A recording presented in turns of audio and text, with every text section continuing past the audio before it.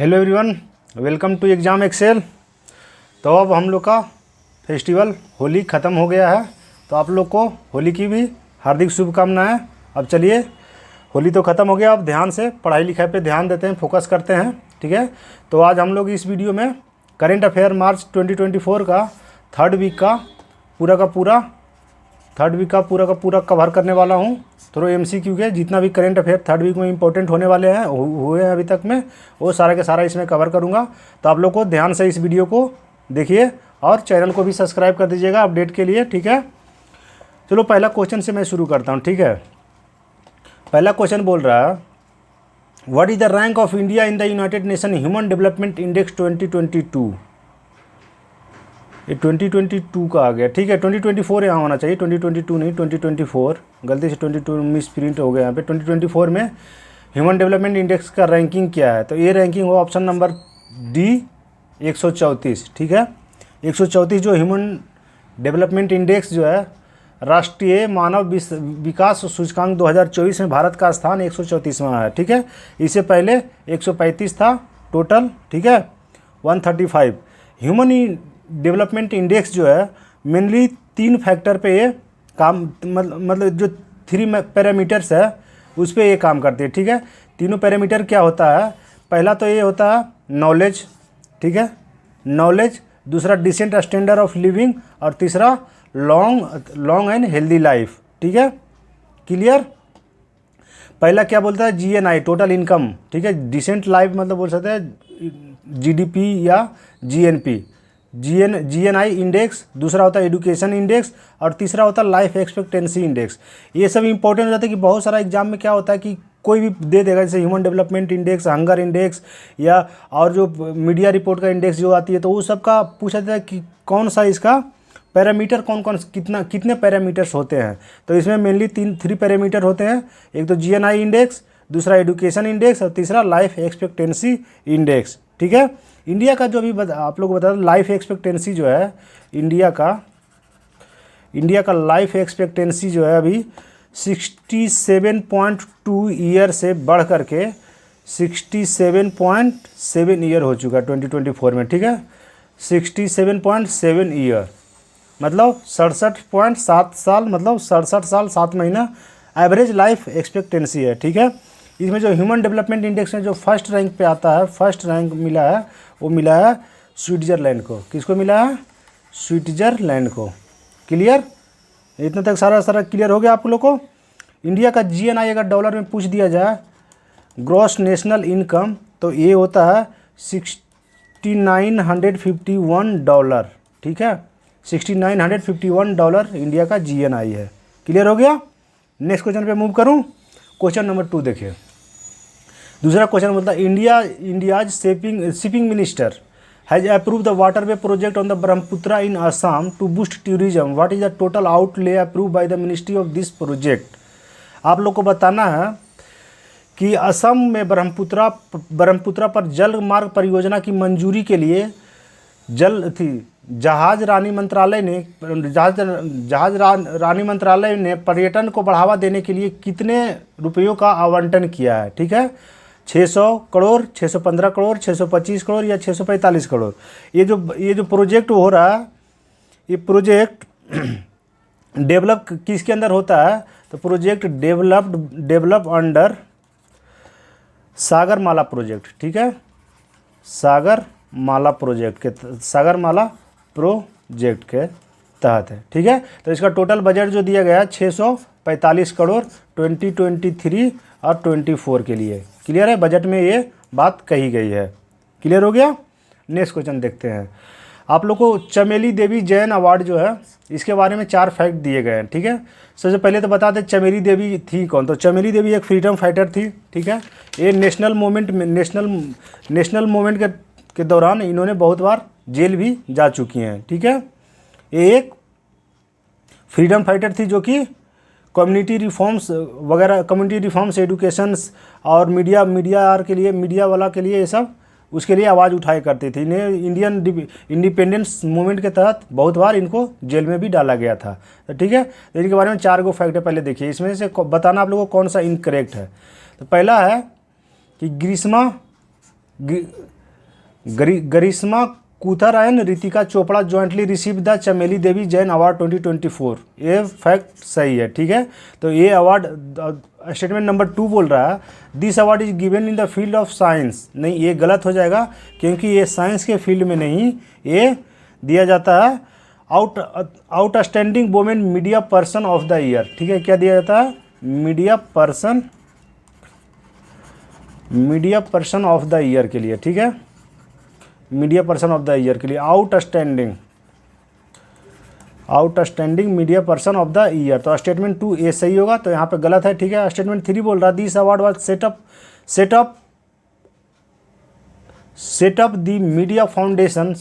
By the media foundation इन 1975। ये media foundation के द्वारा 1975 में सेटअप किया गया था। ये स्टेटमेंट गलत है क्योंकि इसका जो सेटअप किया गया था वो किया गया था 1982 में। ठीक है, कब? 1980 में किया गया था। पहला अवार्ड 1982 में दिया गया था। ठीक है, कब किया गया था इसका सेटअप? 1980 में। तो तीसरा स्टेटमेंट भी गलत है। और चौथा स्टेटमेंट बोल रहा है the award is the name after the Chameli Devi Jain, a freedom fighter and the community reformers imprisons during Indian independence movement. ये सही है, आपको पहले भी बता चुका हूँ।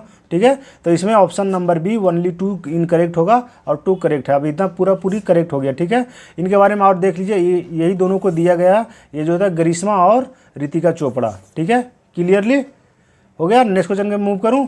क्वेश्चन नंबर 4 देखिए, महमूद मुस्तफ़ा ने किस देश का नए प्रधानमंत्री के रूप में चुने गए हैं? ठीक है, महमूद मुस्तफ़ा ने अभी फ़िलहाल में ऑप्शन नंबर डी फ़िलिस्तीन के नए प्रधानमंत्री के रूप में चुना गया। ठीक है, फ़िलिस्तीन का नए प्रधानमंत्री। क्लियर।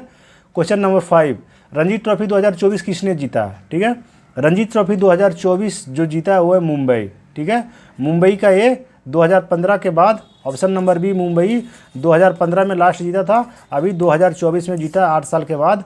ये उसका सेकंड ट्रॉफी था। क्लियर हो गया, मुंबई का ये सेकंड ट्रॉफी था। क्लियर।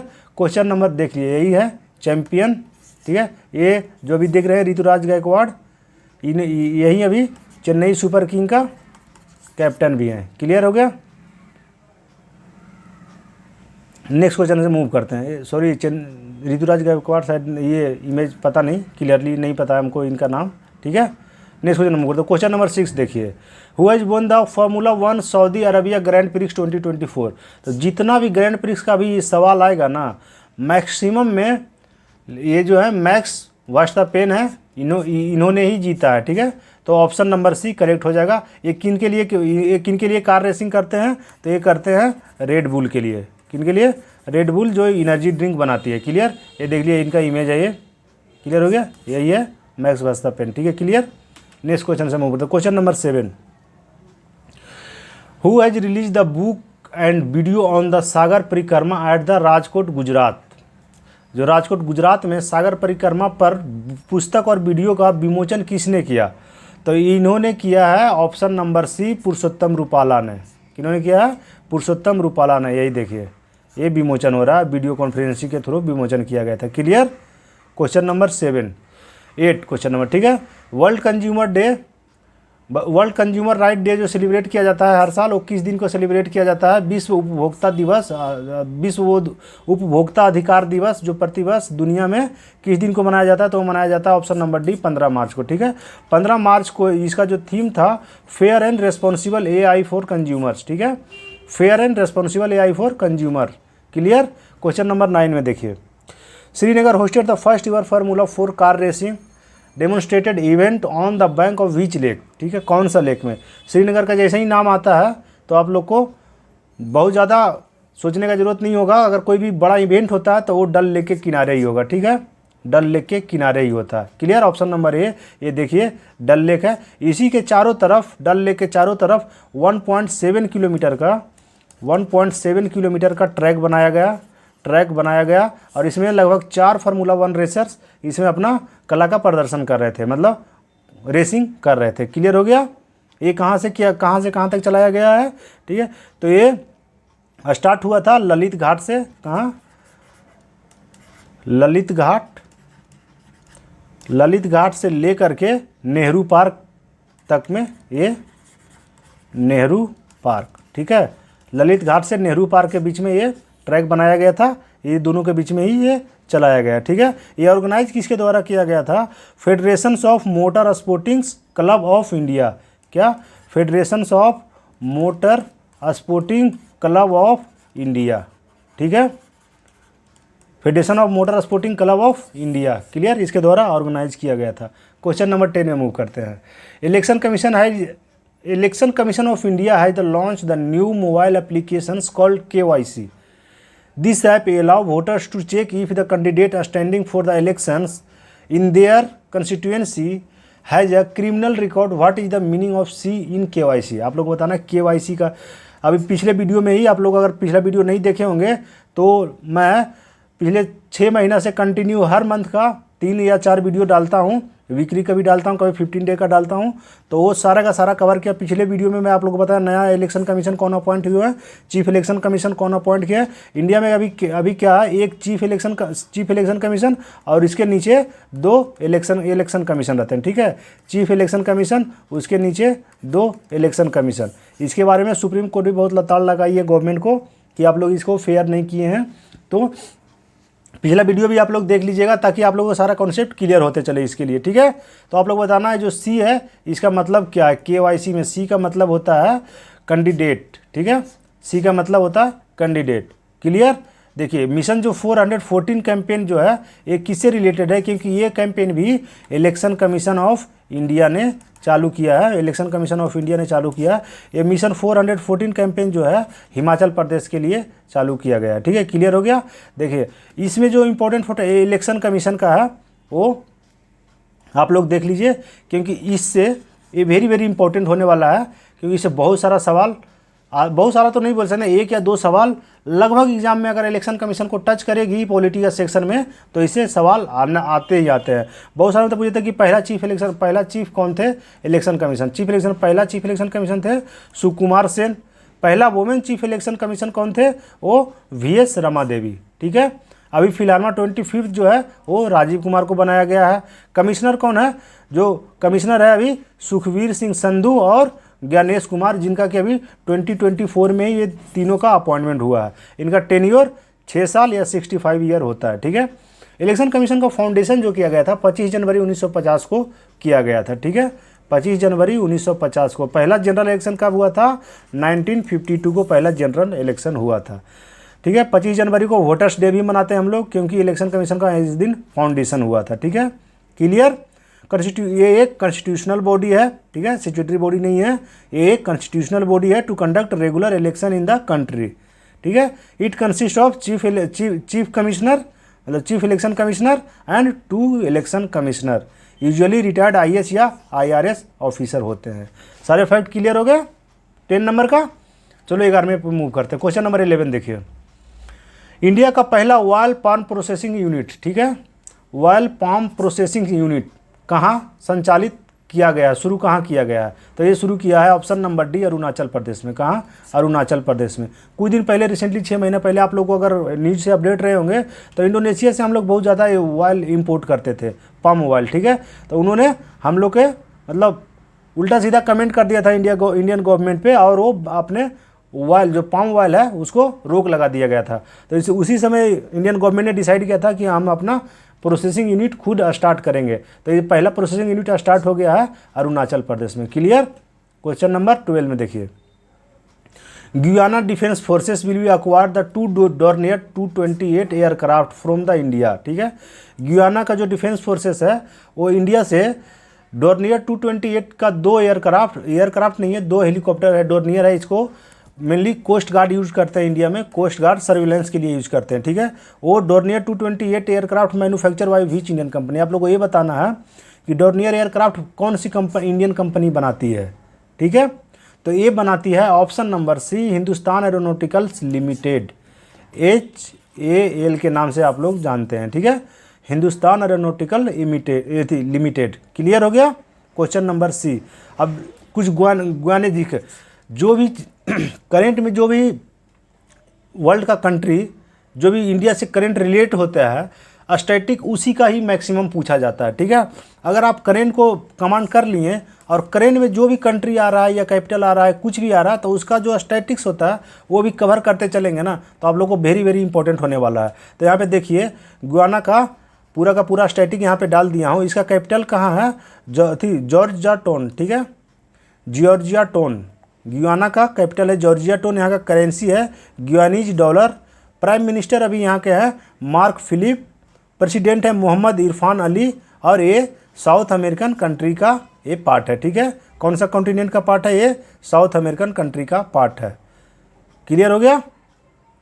नेक्स्ट क्वेश्चन नंबर, तो क्वेश्चन नंबर 13 देखिए।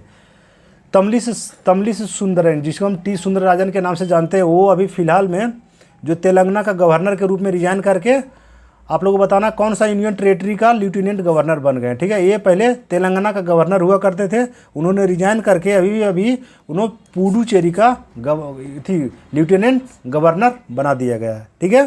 क्लियर। ये देखिए तेलंगाना का जो सबसे लेटेस्ट जो अभी 29 स्टेट बना था, ठीक है, 29 स्टेट 2019 से पहले 29 मतलब 29वां स्टेट था। उसके बाद से जब से जम्मू कश्मीर और लद्दाख को अलग किया गया है तो ये 28 स्टेट हो गया। तो ये लास्ट स्टेट जो कि इंडिया ने फॉर्म किया गया, तो ये 28 स्टेट अभी ये बन गया है। क्लियर हो गया। तो इसमें देखिए इसका फॉर्म इस्टेब्लिशमेंट कब हुआ था, जो 2 जून 2014 को। इसका कैपिटल है हैदराबाद तेलंगाना का। चीफ मिनिस्टर रेवंत रेड्डी जो कभी नए अपॉइंट किए गए हैं के चंद्रशेखर राव को रिप्लेस करके, ठीक है। डिप्टी चीफ मिनिस्टर जो बने हैं MB विक्रमाकाक, ठीक है, विक्रम मार्के, ठीक है। स्पीकर है गदम प्रसाद कुमार। और यहाँ का इंपॉर्टेंट हो जाता है कि यहाँ का असेंबली का सीट है 119, ठीक है। कितना, लेजिस्लेटिव असेंबली का 119 सीट यहाँ पे है। क्लियर हो गया तेलंगाना के बारे में। नेक्स्ट क्वेश्चन नंबर, तो क्वेश्चन नंबर 14 देखिए। प्रेसिडेंट व्लादिमीर पुतिन ने रसिया का प्रेसिडेंसी इलेक्शन फिर से जीत चुके हैं और ये बहुत हाई मार्जिन से जीते हैं। 87.8% वोट इनको मिला है, ठीक है। अब लोग ये बताइए कि रसिया में जो है कितने साल के लिए टेन्योर कितने साल का चलता है प्रेसिडेंट का, ठीक है। इंडिया का प्रेसिडेंट का टेन्योर देखिएगा तो वो 5 ईयर का है, प्राइम मिनिस्टर का भी 5 ईयर का है। लेकिन यूएस का जो प्रेसिडेंट का है, यूएसए का जो प्रेसिडेंट का टेन्योर है वो 4 ईयर का होता है। रसिया का जो प्रेसिडेंट का टेन्योर है वो है ऑप्शन नंबर सी 6 ईयर का, ठीक है। क्लियर, ये 6 ईयर का टेन्योर होता है रसिया में। क्लियर हो गया। क्वेश्चन नंबर 15, जो टाइगर ट्रम्प 2024 है, एक बाइलेटरल ट्राई सर्विस एक्सरसाइज है। तीनों सर्विसेज आते हैं। बाइलेटरल मतलब 2 देश और ट्राई सर्विस मतलब तीनों सर्विस, आर्मी, एयरफोर्स और नेवी, ठीक है। ये ट्राई सर्विसेज है, तीनों सर्विसेज आते हैं। टाइगर मतलब इंडिया और ट्रम्प मतलब यूएसए। किसके बीच में, यूएस के बीच में। ये अभी ईस्टर्न सीबोर फ्रॉम 18 मार्च से 31 मार्च तक चल रहा है। किसके बीच में, इंडिया और यूएस के बीच में, ठीक है। ट्रम्प नाम का एक बाइक भी है, जो कि बाइक लवर होंगे उनको पता होगा, ठीक है। तो टाइगर ट्रम्प कहाँ का एक्सरसाइज है, इंडिया और यूएसए का है, ठीक है। बाइलेटरल ट्राई सर्विसेज एक्सरसाइज है। क्लियर हो गया। क्वेश्चन नंबर 16 में मूव करते हैं। देखिए रिसेंटली और जो एक्सरसाइज हुए हैं वो भी देख लीजिए, क्योंकि कौन सा एक्सरसाइज पूछ ले वो पता नहीं चलता, ठीक है। तो अभी जो 10वां एडिशन हुआ है कौन सा, लिमितिए जो कि इंडिया और सेशल के बीच में ये एक्सरसाइज होता है। लिमितिए LAMITIYA 2024 जो इसका 10वां एडिशन था। और धर्म गार्जियन जो होता है इंडिया और जापान के बीच में होता है। धर्म गार्जियन इंडिया जापान के बीच में। मिलान एक्सरसाइज जो होता है वो इंडिया का ही होता है। इसमें इंडियन एयरफोर्स, नेवी और कोस्ट गार्ड ने एक्सरसाइज करता है, ठीक है। इंडियन एयरफोर्स जो कंडक्ट किया एक्सरसाइज वायु शक्ति 2024 किया है। अभी जैसलमेर में किया है। कहाँ किया गया है, जैसलमेर में। और मिलान विशाखापट्टनम में हुआ, ठीक है। और एक होता है, एक अभी रिसेंटली और हुआ सडा तनसीक, ठीक है, SADA तनसीक जो हुआ इंडिया और सऊदी अरब के बीच में अभी राजस्थान में ये एक्सरसाइज कंप्लीट हुई है। तो इतना फैक्ट क्लियर हो गया। चलो नेक्स्ट क्वेश्चन की तरफ मूव करते हैं। क्वेश्चन नंबर 16 देखिए। अगर आप लोग को 17 आ गए, ठीक है। अगर आप लोगों को कंटेंट पसंद आ रहा है तो चैनल को सब्सक्राइब भी करें और कमेंट में भी बताएं कि अगला मतलब कोई इंप्रूवमेंट कर सकते हैं इसमें कि और क्या कर सकते हैं। कमेंट भी, अगर जो क्वेश्चन भी कोई क्वेरी भी होगा तो भी आप कमेंट में कर सकते हैं, सबका जवाब देता हूँ। क्लियर हो गया। क्वेश्चन नंबर 17 देखिए। हुआ मतलब following was the men's won the men's Indian Wells ATP 2024, ठीक है। एटीपी 2024 का खिताब किसने जीता मेंस में? तो ये जीते हैं option number D, Carlos Alcaraz. कौन जीते हैं? Carlos Alcaraz. Clear. Question number 18 देखिए, इलेक्शन कमीशन ने किस कंपनी के साथ किस मतलब बनाने unlawful content from the platform? Election commission of India identifying the unlock content from the it's platform, किसके साथ पार्टनर किया? कौन सा सोशल मीडिया प्लेटफॉर्म के साथ पार्टनर किया है जिसमें कि गैर कानूनी सामग्रियों की पहचान करके भारत के चुनाव आयोग के साथ साझेदारी करेगी? तो वो किया है ऑप्शन नंबर सी, मेटा, जिसे पहले फेसबुक के नाम से जानते थे। क्लियर। मेटा फेसबुक के नाम से जानते थे, ये इसके साथ इलेक्शन कमीशन ने, क्योंकि अभी इलेक्शन अनाउंस हो चुके हैं 2024 के लिए, इसीलिए इसके साथ किया गया। क्लियर। क्वेश्चन नंबर 19 देखिए, finance minister has notified the issue of the special commemorates of 1990 RS 90 रुपये का denominations to mark the complete of 19 year of the RBI। आप लोगों को बताना RBI हैज द नेशनलाइज कब हुआ था, ठीक है। फाइनेंस मिनिस्टर ने 90 रुपये का सिक्का कॉइन जारी किया है RBI के 90 साल कंप्लीट होने के बाद, कंप्लीट होने के उपरांत में। तो आप लोग बता रहे हैं 90 साल किस वर्ष हो, तो ऑब्वियस है कि 2024 में 90 माइनस कर देंगे तो ये ईयर आ ही जाएगा, ठीक है। 12 कितना आ जाएगा ये ईयर? ये आ जाएगा ऑप्शन नंबर बी, ठीक है।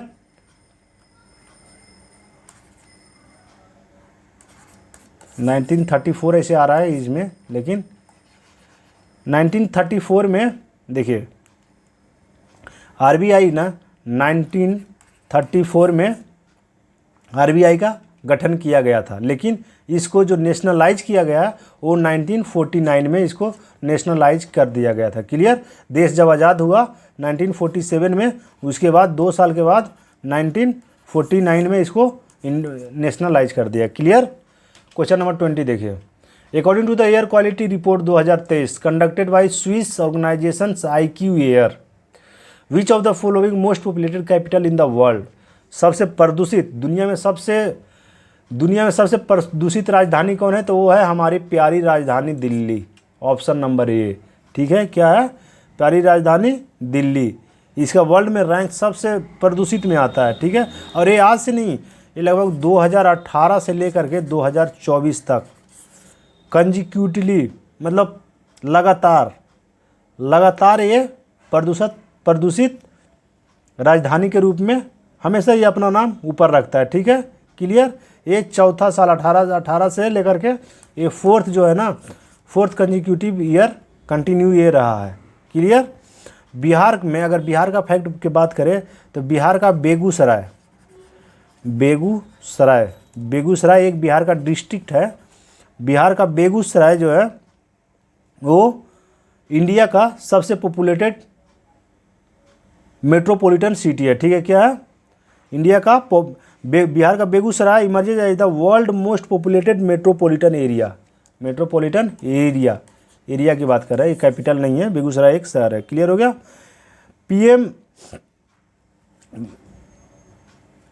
जो एयर क्वालिटी की बात हम लोग करते हैं तो PM 2.5 की बात करते हैं, ठीक है। PM 2.5 PM जो होता है पार्टिकल मेटिकुलेट्स जो होता है PM 2.5 में, तो PM 2.5 जो इंडिया में है अभी, वो एवरेज जो इसे देखा जाए तो 15.4 माइक्रोग्राम पर क्यूबिक मीटर होता है, ठीक है। माइक्रोग्राम पर क्यूबिक मीटर होता है ये PM 2.4 जो होता है, इतना ग्राम एवरेज होता है। लेकिन इंडिया इससे बहुत ऊपर जा चुका, लगभग 200 कहीं 200 PM 2.5 जो तो 200 भी तक चला जाता है दिल्ली का। लेकिन ये एवरेज अगर स्टैंडर्ड बोला जाए तो PM 54.4 ही होता है। क्लियर हो गया। क्वेश्चन नंबर 21 देखिए, which city of the India is the first Ayurvedic cafe open? पहला आयुर्वेदिक कैफ़े किस शहर में ओपन किया गया? तो ये किया गया न्यू दिल्ली में। आयुर्वेदिक कैफ़े कहाँ किया गया? न्यू दिल्ली में किया गया है। फेमस जो पॉइंट है प्रभा वर्मा, उनको जो सरस्वती सम्मान 2023 के लिए सम्मानित किया गया है मलयालम के लिए, ठीक है, मलयालम लैंग्वेज के लिए। कौन सा नोबेल के लिए उनको सम्मानित किया गया है? तो उनको किया गया है रुद्र सात्विकम के लिए, रुद्र सात्विकम के लिए किया गया। ऑप्शन नंबर डी रुद्र सात्विकम, ठीक है। तो सरस्वती सम्मान जो है सरस्वती सम्मान के बारे में देख लीजिए। सरस्वती सम्मान एक एनुअल प्राइज है, ठीक है। जिसको आउटस्टैंडिंग लिटरेचर वर्क पब्लिश के लिए लास्ट 10 ईयर के लिए, जो लास्ट 10 साल में बहुत अच्छा पब्लिक जो लिटरेचर वर्क होता है पब्लिश करता है, उसके लिए ये दिया जाता है। ठीक है, ये जो होता है इंडियन लैंग्वेज में इंडियन सिटीजन को ही दिया जाता है। इसका विनर का जो प्राइज़ दिया था 15 लाख का प्राइज़ दिया जाता है विनर को। ठीक है, इसमें देखिए हरिवंश राय बच्चन को पहला सरस्वती सम्मान अवार्ड दिया गया था। किनके दिया गया? हरिवंश राय बच्चन को जो है पहला सरस्वती सम्मान अवार्ड 1991 में दिया गया था। ठीक है, किस चीज़ के लिए दिया गया था? फॉर उसको ऑटोबायोग्राफी क्या भूलूं क्या याद करूं। ठीक है, उनका क्या भूलूं क्या याद करूं, किनका ऑटोबायोग्राफी है? हरिवंश राय बच्चन का है। ठीक है, अमिताभ बच्चन के फादर। क्लियर? क्या भूलूं क्या याद करूं। ठीक है, नींद का निर्माण फिर। ठीक है, बसेरे से दूर और दस्तवार से सपनों तक। ठीक है, ये सब उनकी रचनाएं हैं। क्लियर? ये सब उनकी ऑटोबायोग्राफी है, खुद से लिखी हुई है। क्लियर हो गया? क्वेश्चन नंबर 23 की तरफ मूव करते हैं। इंटरनेशनल डे ऑफ हैप्पीनेस किस दिन मनाया जाता है? अंतर्राष्ट्रीय खुशी दिवस किस दिन मनाया जाता है? तो 20 मार्च को मनाया जाता है। अंतर्राष्ट्रीय खुशी दिवस 20 मार्च को मनाया जाता है। इसी दिन फ्रेंच लैंग्वेज डे भी मनाया जाता है।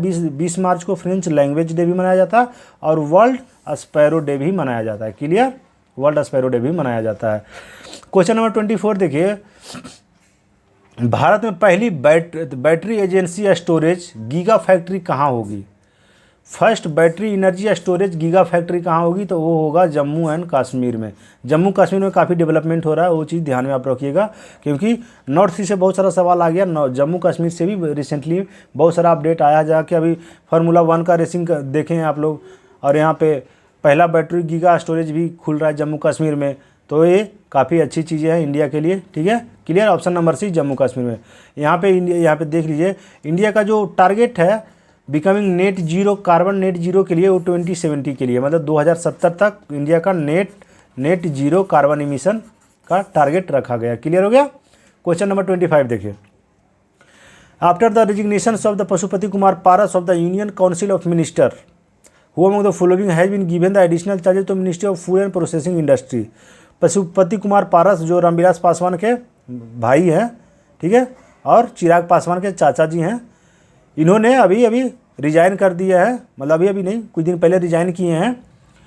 इनके पास मिनिस्ट्री जो था ministry of food and processing, तो ये मिनिस्ट्री द्वारा किनको दिया गया? तो ये दिया गया ऑप्शन नंबर डी किरण रिजिजू को दे दिया गया ये मिनिस्ट्री, फिलहाल के लिए वो संभाल रहे हैं। ठीक है, अभी इंडिया का जो ambassador Russia, Indian ambassador to Russia किन्हें अपॉइंट किया गया है? तो ये अपॉइंट किया गया विनय कुमार को। रसिया इंपॉर्टेंट हो जाता है क्योंकि रसिया और यूक्रेन वार अभी तक ख़त्म नहीं हुआ है, कंटिन्यू चल ही रहा है। तो इंडिया उसमें बहुत इंपॉर्टेंट रोल प्ले कर रही है, कभी समझौता करने के लिए या फिर तेल मंगवाते हैं हम लोग उस चीज़ के लिए। ठीक है, क्वेश्चन नंबर 27 देखिए, थर्ड समिट ऑफ डेमोक्रेसी किसने होस्ट किया? तो third summit of democracy host करने वाला था साउथ कोरिया। ठीक है, साउथ कोरिया का फैक्ट देख लीजिए। साउथ कोरिया का जो कैपिटल है वो है सियोल, और साउथ कोरियन वॉन यहाँ की करेंसी है। हान डक सू जो है प्राइम मिनिस्टर, और योन सोक योल जो है यहाँ के प्रेसिडेंट है। 27 नंबर क्वेश्चन का ऑप्शन नंबर है South Korea, third summit of democracy. Clear? 28 number question जो है, Prabowo Subianto has been elected at the new president of the which of the following country. Prabowo Subianto ने किस देश का नया बना है? अभी नए प्रेसिडेंट बने, राष्ट्रपति बने, तो वो बने इंडोनेशिया का। Option number D Indonesia. 29 number question बोल रहा है, न्यू स्टैंड एक जो है स्टैंडिंग इलेक्ट्रिक व्हील चेयर है, तो ये जो किस आईआईटी ने इसे डेवलप किया है? ठीक है, न्यू स्टैंडिंग जो है इसे डेवलप किया option number D IIT Madras ने। ये देखिए इसका इमेज है, ये स्टैंडिंग व्हील चेयर है। ठीक है, इस पर आदमी खड़ा होकर के भी चल सकता है नॉर्मली, तो ये डेवलप किया है आईआईटी मद्रास ने। क्लियर?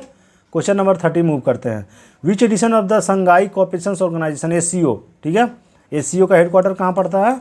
बीजिंग, चाइना में। ठीक है, एससीओ का हेडक्वार्टर है बीजिंग। तो एससीओ का एक कौन सा एडिशन जो ऑर्गेनाइज किया गया था? ठीक है, कौन सा ऑर्गेनाइज जो न्यू दिल्ली में मार्च 2024 में ऑर्गेनाइज किया था, ये कौन सा एडिशन था? ये एडिशन था चौथा। ठीक है, एससीओ का चौथा एडिशन ये ऑर्गेनाइज किया गया था न्यू दिल्ली में।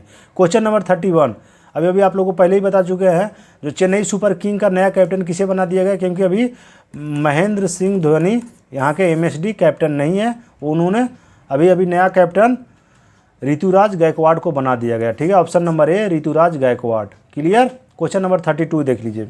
एक ट्राई सर्विस है IMT ट्राइलेटरल एक्सरसाइज। ट्राइलेट मतलब ट्राइलेटरल एक्सरसाइज जो है कंडक्ट किया गया है 21 से 29 मार्च 2024 के बीच में। ठीक है, तो IMT का मतलब ये कौन कौन सा देश है, तो इंडिया, मोजाम्बिक और तंजानिया। कौन कौन सा देश इसमें शामिल है, इंडिया, मोजाम्बिक और Tanzania. IMT trilateral exercise. Clear हो गया। क्वेश्चन नंबर 33, ये आज हम लोग का लास्ट क्वेश्चन होने वाला है, क्योंकि ये वीडियो ज़्यादा लंबा करूंगा नहीं। बिहार दिवस किस दिन मनाया जाता है, 22 मार्च को। आप लोग कमेंट में बताइएगा बिहार उड़ीसा से अलग कब हुआ था। ठीक है, बिहार मतलब उड़ीसा सेपरेट हुआ था, बिहार